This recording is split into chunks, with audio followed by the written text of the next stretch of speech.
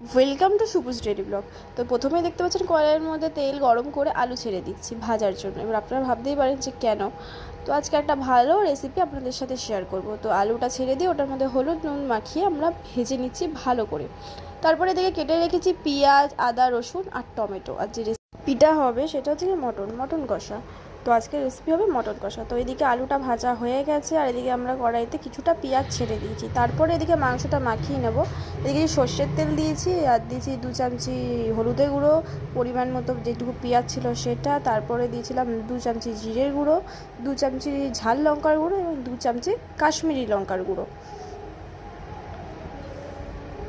তারপর দিয়েছিলাম 2 চামচি নুন, আদা রসুনের পেস্ট আর স্বাদের জন্য চিনি দিয়ে মেখে নিয়েছিলাম।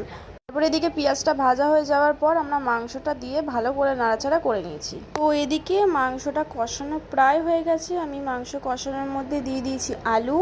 এরপর এটা আমরা সেদ্ধর জন্য দেবো প্রেশার কুকারে।